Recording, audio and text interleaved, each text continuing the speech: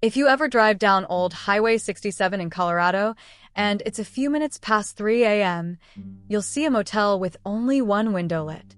It's room 309, and the locals say that anyone who checks in there never comes back. My name is Noah Wilson. I'm a horror documentary YouTuber from the United States. Over the past 5 years, I've made videos about dozens of supposedly haunted houses, abandoned hospitals, and forests, but each time I've found only false stories, old legends, or people's misconceptions.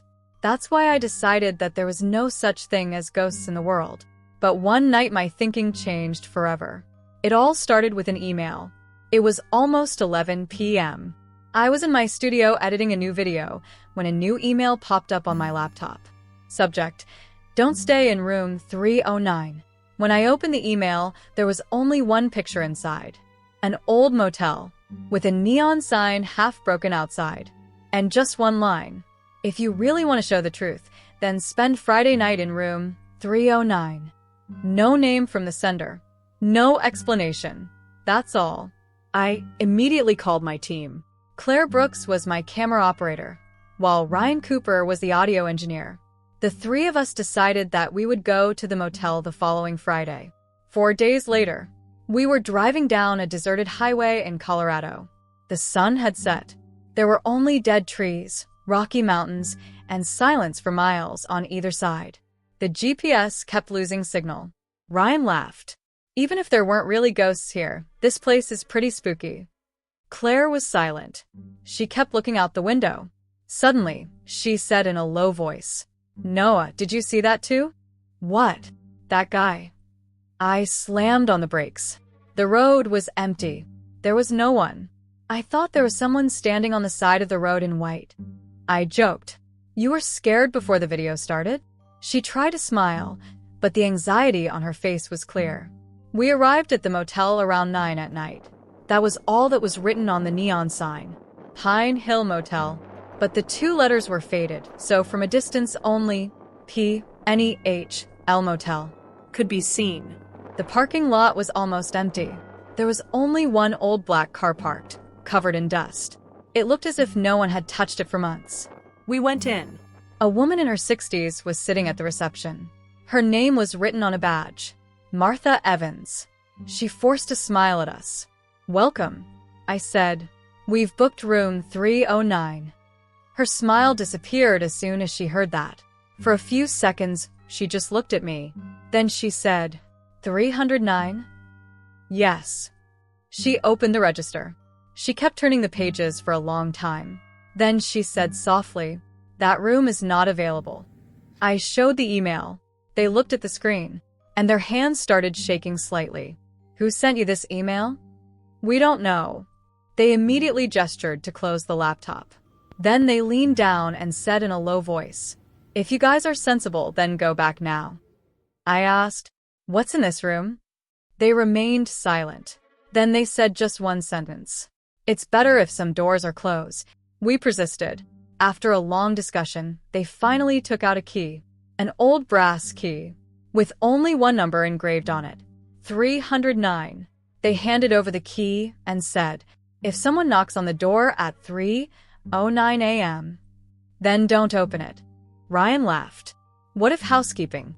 Martha looked at her. There was such seriousness in her eyes that Ryan's laughter immediately stopped. We reached the 3rd floor.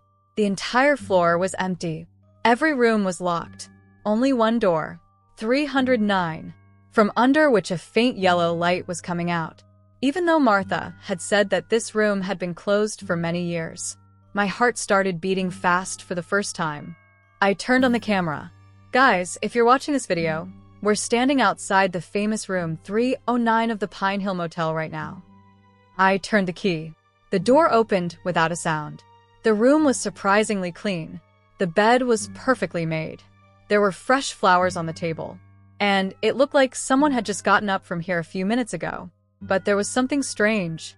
All the clocks on the wall stopped.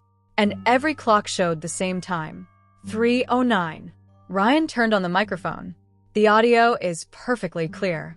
But the next moment, a loud static started coming from his headphones. "Shh," and a very faint voice. Is someone there? Ryan took off his headphones in shock. Noah. Someone just said something. We turned on the recorder. It recorded a really faint voice. Please don't let him in. The room suddenly started to get colder. So cold, like there was an icy wind blowing, not an AC. Claire looked out the window, and her color faded. Noah. Someone is standing in the parking lot below. The three of us went to the window. The same black car was parked below. A tall man was standing next to it. A black coat, a black hat, and his face was completely hidden in the darkness. He wasn't moving at all, just looking at the window of our room. I zoomed in. As the camera approached his face, he slowly raised his right hand and started to smile. But the next moment, he suddenly disappeared. Ryan immediately opened the window. The parking lot was empty. There was no one. Only that old black car, which was still parked there. At that moment, the old landline phone kept inside the room, without any electricity, rang automatically. Turn. The three of us started looking at each other. The phone kept ringing continuously. I slowly picked up the receiver. There was complete silence on the other end for a few moments. Then a cold, heavy voice was heard. You guys are late. The real guest has already entered your room an hour ago. The phone in my hand suddenly became as cold as ice. The heavy voice from the other end spoke again. The real guest has already entered your room an hour ago. Before I could ask anything, click. The phone automatically hung up. I stared at the receiver for a few moments. There was complete silence in the room. Ryan asked in a low voice, "What did he say?" I told him everything. Claire immediately looked around the entire room. But there are only three of us here. I thought the same thing. We looked under the bed, opened the closet, checked the bathroom. There was no one behind the curtains either. The room was completely empty. But for some reason, it felt like someone was constantly watching us. Ryan tried to lighten the atmosphere. Maybe the motel people are playing a prank. I shook my head. Maybe. But even my own heart didn't believe me. At that moment, the camera screen flickered for a moment. Claire said in surprise, "Noah, look at this." The footage we had just recorded was replayed. At first, everything was normal. We entered the room. We were talking. Then suddenly, in the far left corner of the screen, for just one frame, a person appeared. He was standing against the wall. Tall, a black suit, and his face was completely black. None of us saw him in real time, but the camera had recorded it. Claire's breath caught. Who is this? I played the video again, this time in slow motion. As the shadow appeared, it slowly turned its head towards us, and then disappeared. Ryan immediately took out his audio recorder. Not just the video, let's check the audio too. We put on our headphones. At first it was just our voices. Then, an additional voice was heard. Very faint, but very clear. 4. A few seconds later, 4 people. Ryan immediately took off his headphones. Sweat was pouring down his forehead. I swear, that voice is not one of us. It was already 11 o'clock at night. I decided to talk to the motel manager, Martha, again. The three of us went downstairs to the reception. But the counter was empty. The lights were on. The register was open. The coffee cup was still warm. It seemed as if Martha had only just gotten up from here a moment ago. "Mrs. Evans?" I called out. There was no answer. At that moment, the old radio behind the counter turned on automatically. It was just noise. SHHHH. Then a voice came. "He's not alone up there." The three of us looked at each other. The radio immediately turned off. At that moment, the main door of the motel slowly opened. A police officer entered. His badge had a name on it. Officer Daniel Harris.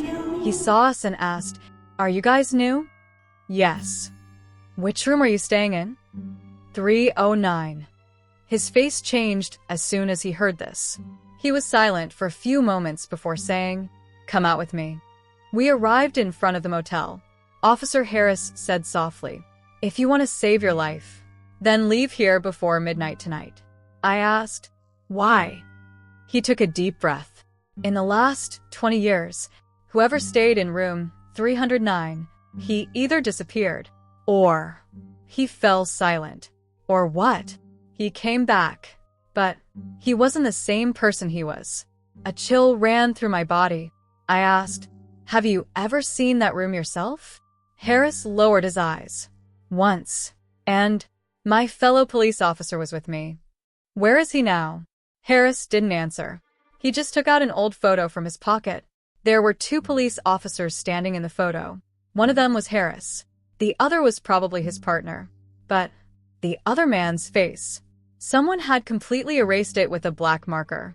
Harris said in a low voice, "I still don't remember his name." Hearing this, Ryan said, "How is that possible?" Harris replied, "That's why I'm asking you to leave." Meanwhile, a light came on in a window on the 3rd floor of the motel. We all looked up. It was room 309. But the 3 of us were standing downstairs. Then who turned on the light upstairs? Claire said in a trembling voice, "Noah, someone is standing by the window." I looked up. Behind the curtain, there was indeed a dark shadow standing. He was slowly raising his hand, and he was waving at us. Impossible. I ran towards the stairs. Ryan and Claire were also behind me. We reached the outside of room 309 in a few seconds. The door was closed. I immediately turned the key. The door opened. The room was exactly the same. There was no one. But one thing had changed. On the bed, the white sheet that had been perfectly clean before, now someone had written only one word on it with a finger: "Welcome." At that moment, the bathroom door slowly creaked open on its own. It was completely dark inside. Then, a low voice came from the darkness. "Noah." I froze. That voice wasn't mine, but it sounded exactly like mine. At that moment, Claire grabbed my shoulder and screamed. I turned and looked at her. Her hands were shaking. She pointed to the mirror on the wall. I looked in the mirror. The 3 of us stood in our places.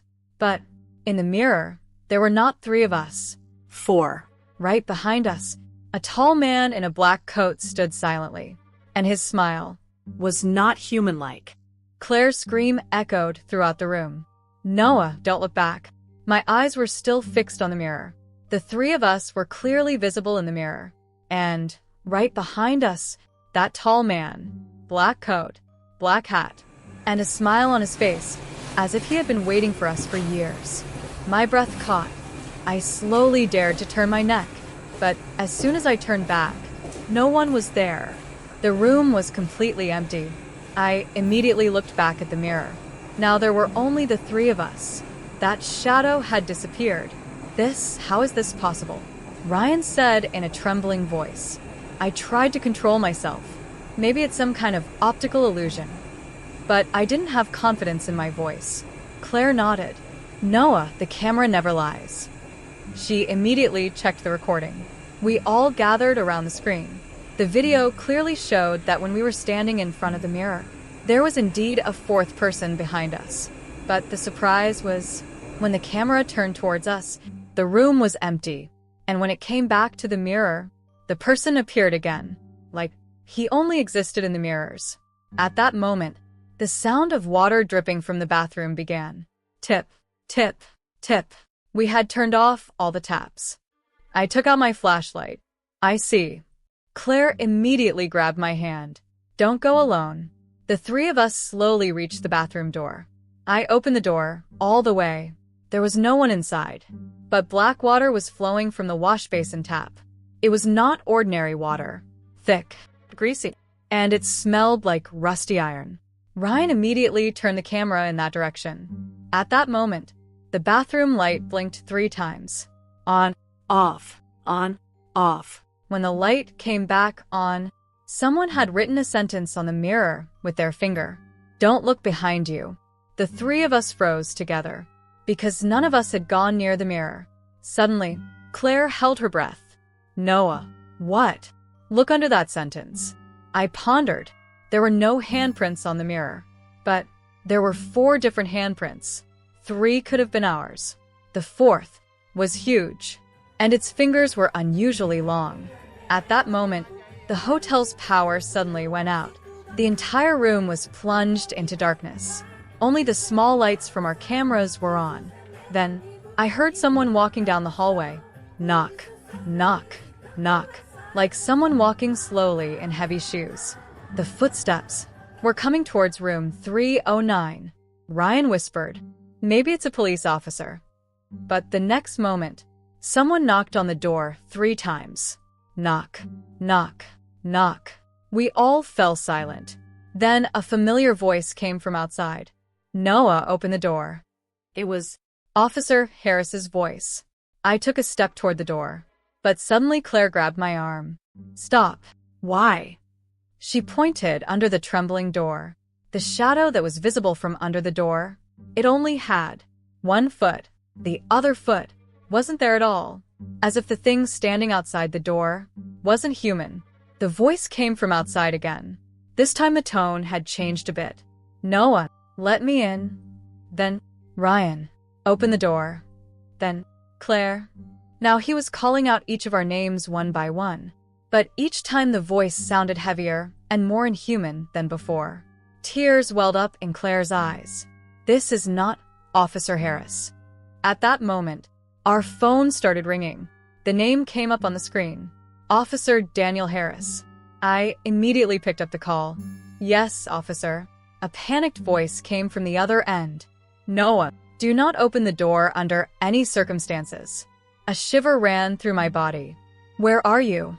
"I'm outside the motel right now."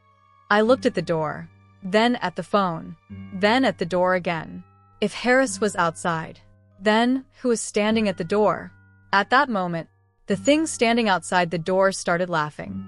First softly, then loudly, then its laughter echoed throughout the floor. Ha, ha, ha, and suddenly, there was a loud push on the door. Bang! The entire door shook. The second push. The third. It felt like someone was trying to break the door down. Ryan said in fear, "We have to get out of here." I opened the window of the room. It was the height of the 3rd floor below. It was almost impossible to jump. Then, Claire's eyes fell on the closet. "Noah, was it here before?" We looked at the closet. The door was slowly opening by itself. This side. Only an old black suit was hanging. The same kind of suit as we saw on that mysterious man. There was an old photo in the pocket of the suit. I took out the photo. My hands started shaking when I saw the photo. In the photo, this was room 309. But the photo was 25 years old, and there were 3 people standing in it.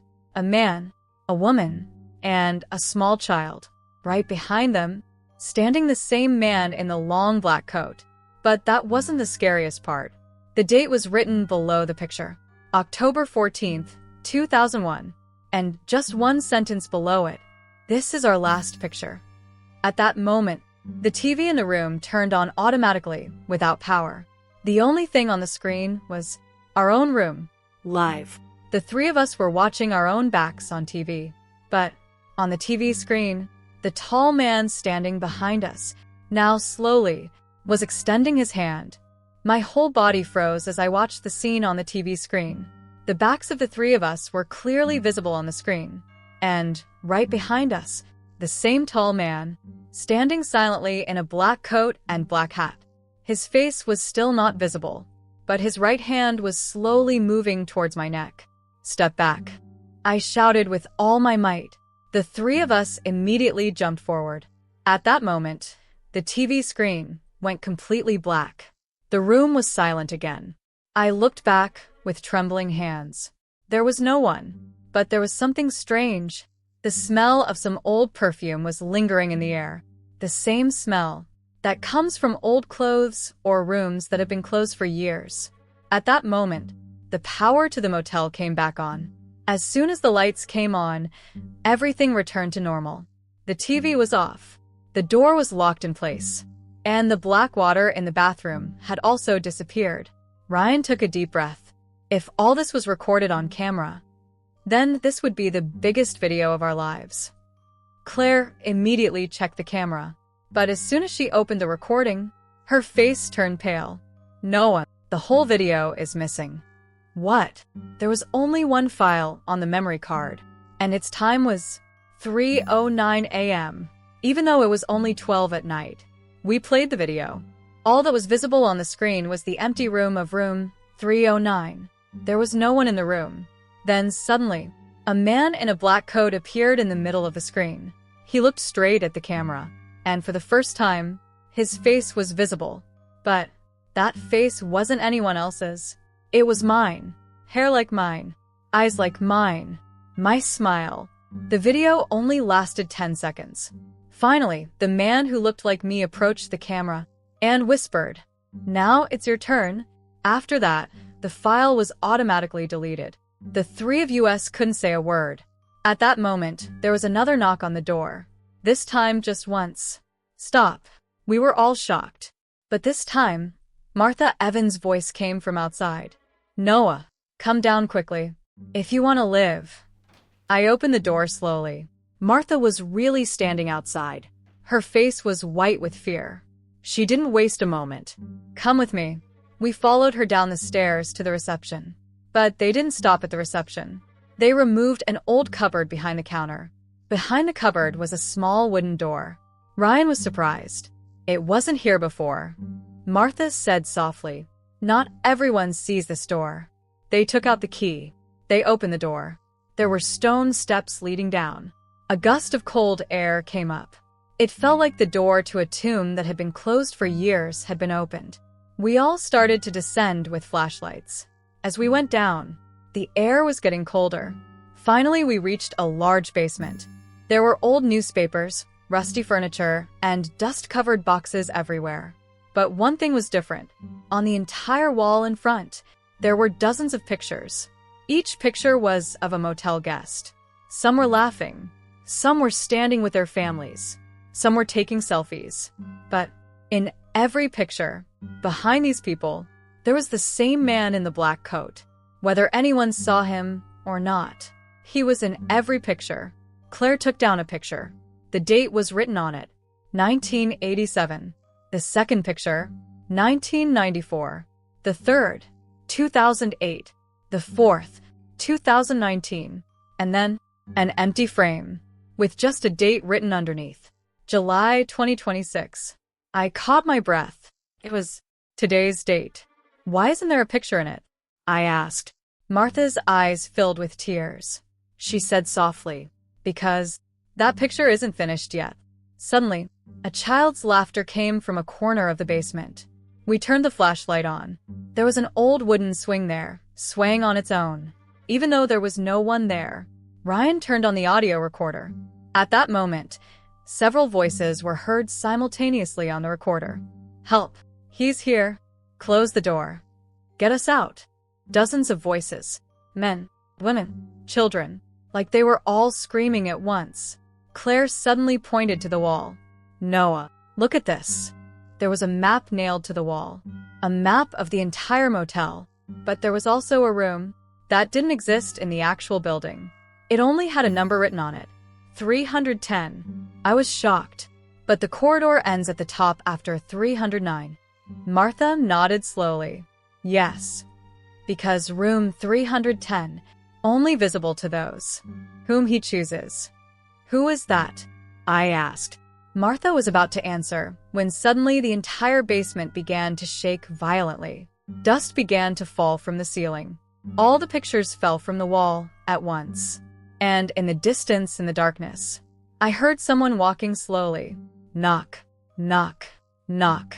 These steps were coming towards us. We shone the flashlight in that direction. In the darkness, first a black shoe appeared, then a long black coat, then a black hat. But this time, the thing was not alone. Behind it, dozens of people stood silently. Their eyes were completely white. Their faces were lifeless. And they all turned their necks towards us at once. Martha screamed, "Run!" We ran towards the stairs with all our might. The sound of heavy footsteps behind me was getting louder and louder. I turned around for a moment, and my heart stopped. The man in the black coat wasn't just walking anymore. He was smiling, and his lips moved for the first time. He said just one sentence. "Room 309 is full. Now you have to go to room 310. I was running up the stairs with all my might. Ryan, Claire, and Martha were running behind me. But those footsteps, that heavy, low voice, still following us. Knock, knock, knock. It seemed as if the figure wasn't running, yet it was getting closer and closer to us. Finally, we emerged from the basement and reached the reception. Martha immediately closed the secret door and pushed the heavy wardrobe against it. There was complete silence for a few moments. We were all gasping. Then, bang! A sound came from below so loud that the entire wardrobe shook. Claire screamed in fear. Martha said in a trembling voice, "He won't be there long." I looked at the clock. 2:41 a.m.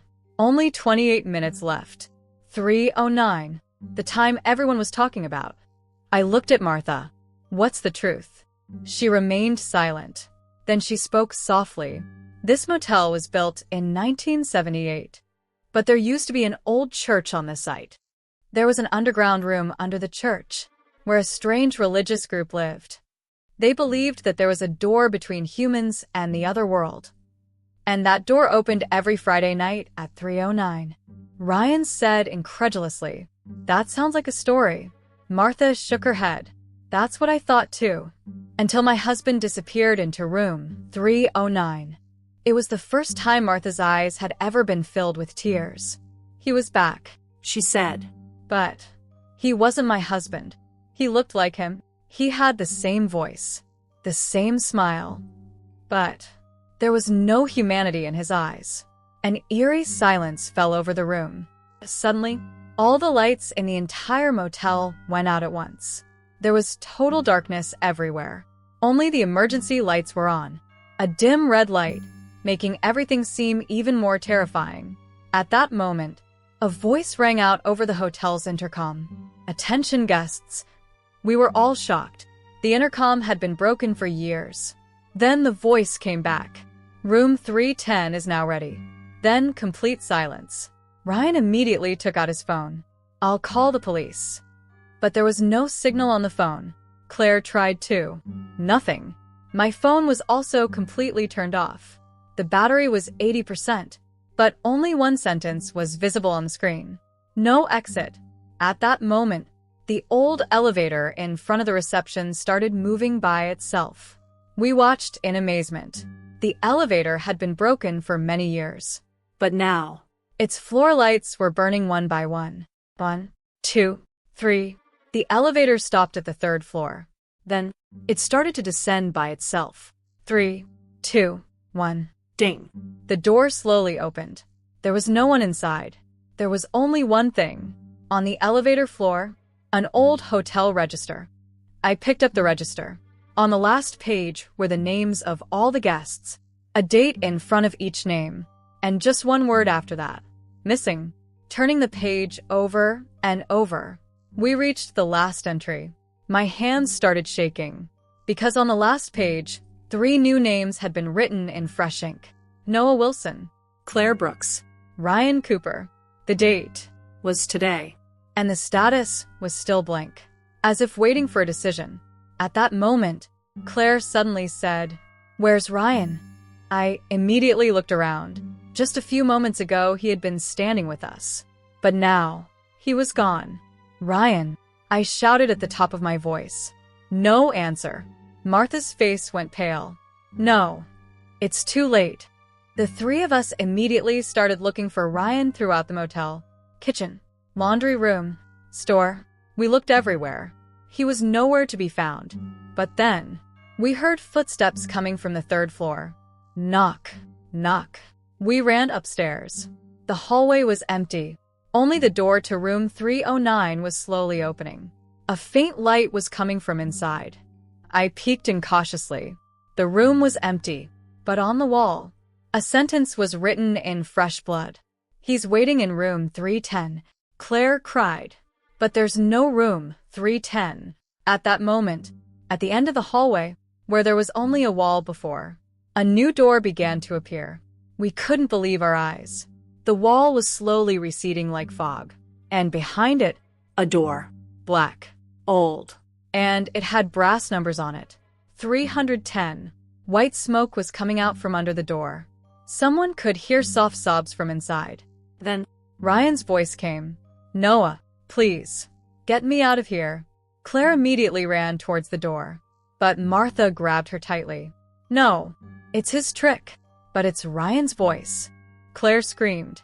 Martha said harshly, "He uses your dearest voice, so that you go to him yourself." At that moment, Ryan's scream was heard from behind the door. "Noah, it's dark here." He's standing behind me." Quickly open the door. I couldn't take it anymore. I grabbed the door handle. The handle was as cold as ice.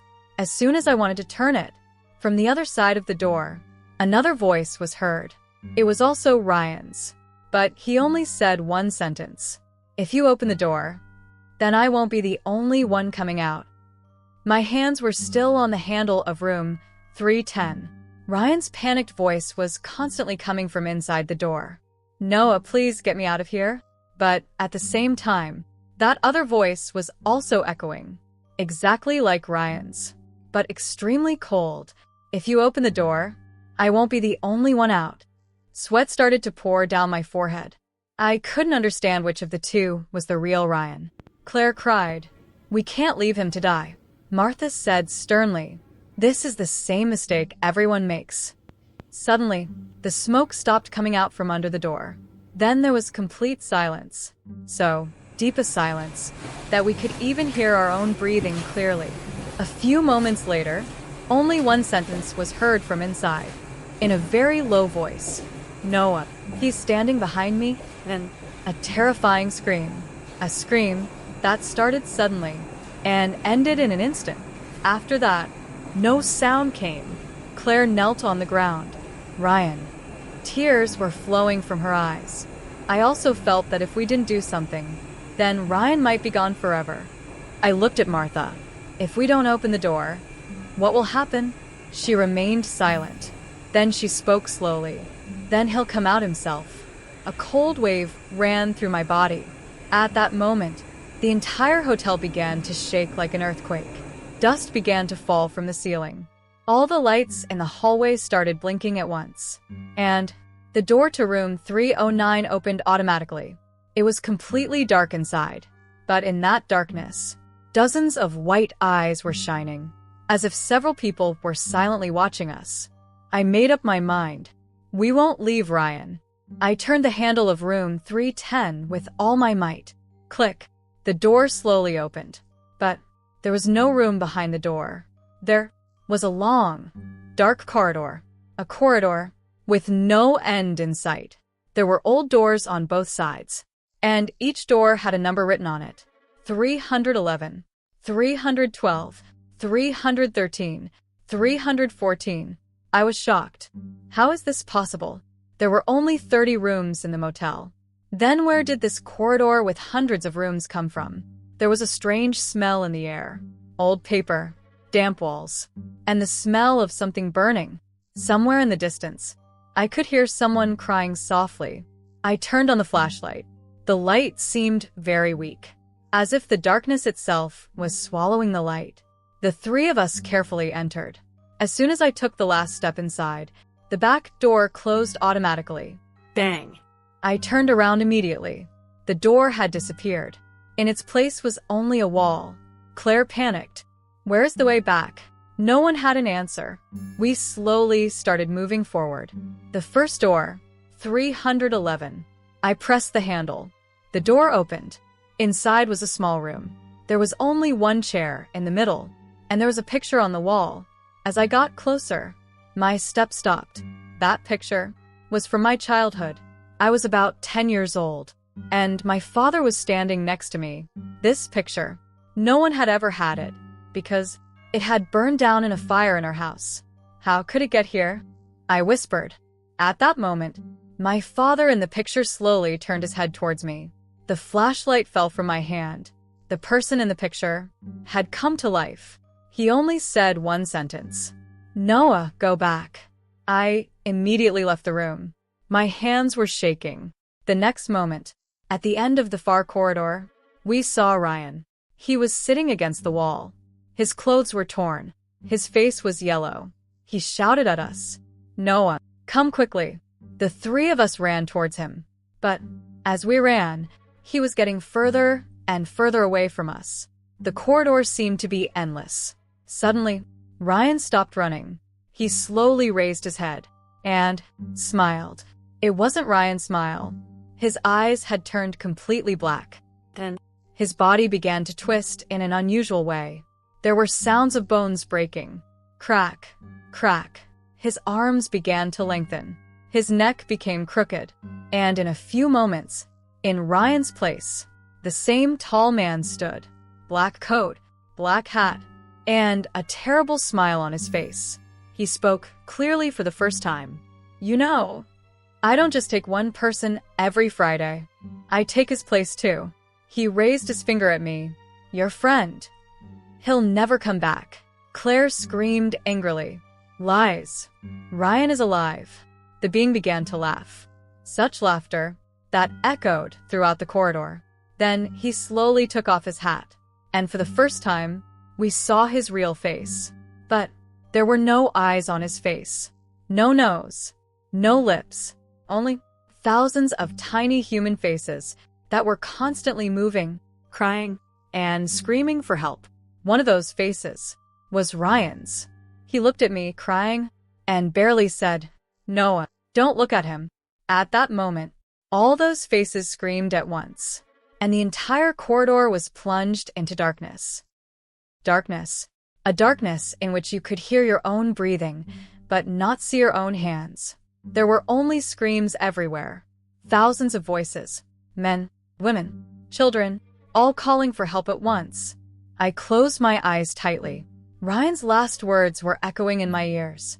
Don't look at him. I immediately said to Claire and Martha, close your eyes. The three of us held each other's hands tightly. At that moment, the entity spoke again. How long will you keep your eyes closed? You'll have to see me eventually? Its voice was now coming from all directions. Sometimes to the right, sometimes to the left, sometimes right next to my ear. Suddenly, the flashlight in my hand lit up again. But I didn't open my eyes. The light was even visible through my eyelids. Then, someone whispered right next to my ear, Noah, your father is still alive. I shuddered for a moment. This name, this thing, only I knew. Then another voice came. If you open your eyes, then I will introduce you to them. I felt like he was playing with my mind. Suddenly, Martha screamed loudly. I immediately opened my eyes. And that was my biggest mistake. The figure was standing only a few steps away, but his body was changing. He was no longer a tall man. His entire form began to be absorbed into the walls. The floor, the ceiling, the hallway, everything began to become part of his body. I watched in amazement. Martha spoke tremblingly. I told you, it's not just a creature. The whole motel is alive. Suddenly, the walls of the hallway began to beat, just like a human heart. Throb, throb, throb. I put my hand on the wall. It was soft, like human skin. I immediately stepped back. At that moment, human faces began to form on the wall. Dozens, then hundreds. Each face was screaming, Get us out. We're still alive. It won't let us go. Among them, Ryan's face. He was screaming at the top of his lungs. Noah, find his heart. Just destroy the heart. The next moment, the wall pulled Ryan's face back into itself. I asked Martha, Heart? She nodded. Yes. Every living thing has a heart. This motel too. If it's destroyed, then this imprisonment will end. At that moment, a red door appeared at the end of the corridor. There was no number on it. There was only a strange sign. The same sign that we had seen on the basement map. The door opened automatically. Inside was a huge hall. In the middle of the hall, a giant thing connected to the ground was throbbing. At first I didn't understand. Then my breath stopped. It was a heart. A human heart, but as big as a car. The entire hall shook with each beat. Thousands of black veins were coming out of this heart, and those veins were spreading throughout the walls of the motel. Claire said in fear, This is what keeps the entire motel alive. But suddenly, The man in the black coat appeared in front of the heart. This time, he was not alone. Behind him, standing were all those people who had been missing for years. Everyone's eyes were white. Everyone had a lifeless smile on their face. And in the middle of all of them, Ryan was also standing. He slowly started walking towards us. Noah. His voice was completely normal. I'm fine. Look, I'm alive. Claire started crying. Ryan. She ran towards him. I tried to stop her, but it was too late.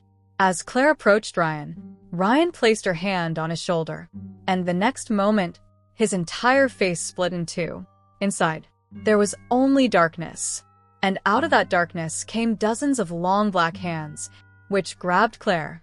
Noah. Claire screamed with all her might. I ran towards him, but those hands pulled her and took her inside her heart.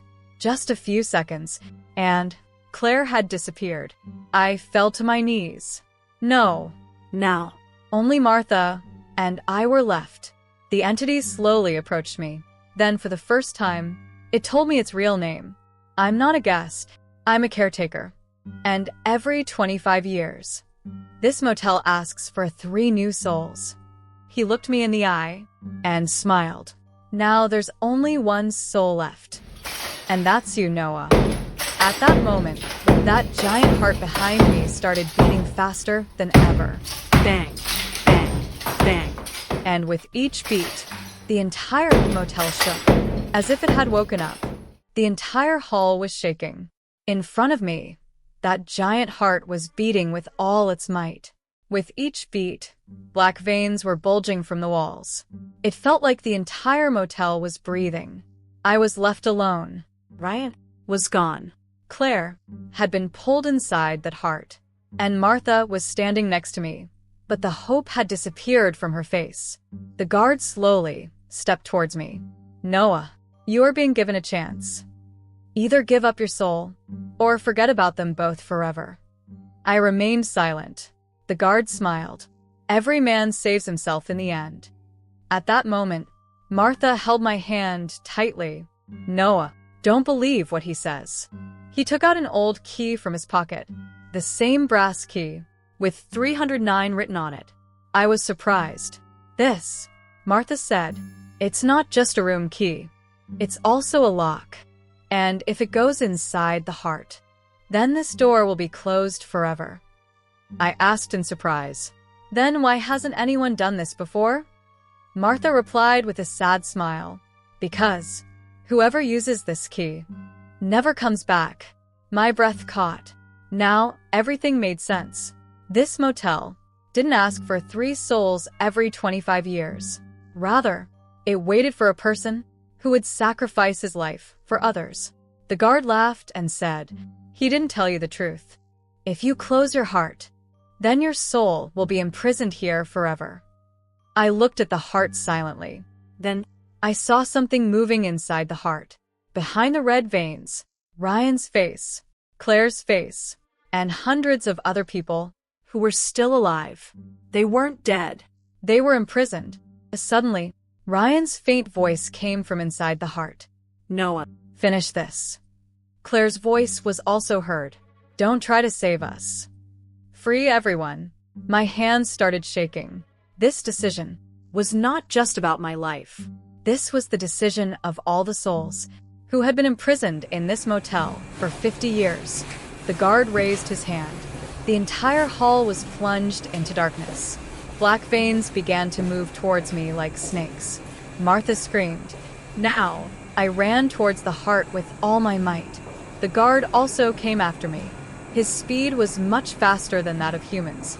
He was only a few steps away. I jumped with all my might, and the key with 309, with all its force, I stabbed it into the beating heart. The next moment, a terrifying scream rang out. That shook the entire building. The guard screamed in pain for the first time. His body began to break. His black coat began to turn to ash. The thousands of human faces on his face began to break free one by one. Ryan, Claire, and all the others started to emerge from his body in the form of light. The whole motel was shaking. The roof started to collapse. The walls started to crumble. Martha ran towards me. "Noah, get out quickly." I started to run. Suddenly, someone grabbed my hand. I turned around. It was Ryan. Now he looked the same as before. He smiled. "Thank you." Claire was standing next to him. Both of their bodies were turning into light. "Come on," I shouted. But Ryan shook his head. "We can't go back now. But you can go," Claire said with a tearful smile. "Don't forget us." The next moment, they both turned into light and disappeared forever. I ran out with all my strength. The entire motel collapsed behind me. A huge cloud of dust rose. Then, there was silence everywhere. When I opened my eyes, I was in the hospital. The police were standing around me. Officer Harris said that the fire brigade found me alive in the rubble. He said, "There was no motel here. That building burned down 10 years ago." I fell silent. Then, where was I? Harris didn't answer. 6 months later, I never uploaded any video of the incident. No one would have believed me. I closed my YouTube channel, sold my camera, and tried to forget everything. But one night, I found an unknown parcel. There was only one thing inside, the same old hotel register. I opened the last page with trembling hands. In front of my name, which was previously blank, now only one word was written: "Checked out." I breathed a sigh of relief. But at that moment, my eyes fell on the new entry written below it: Emily Carter, Michael Ross, David Lee. The date was for next Friday. I was just looking at these names when a new email arrived on my phone. Subject: Room 309 is ready for new guests. I immediately closed the laptop. But the old landline phone kept in the corner of the room, which had been broken for years, suddenly started ringing. Turn, turn, turn. I slowly moved towards it. I picked up the phone. There was silence on the other end for a few moments. Then a familiar voice was heard. That voice was Ryan's. All he said was, "Noah, it's not over yet." The phone hung up. At that moment, in the mirror of my house, behind me, a tall man in a black coat and a black hat, standing silently, smiling. The end, or maybe not.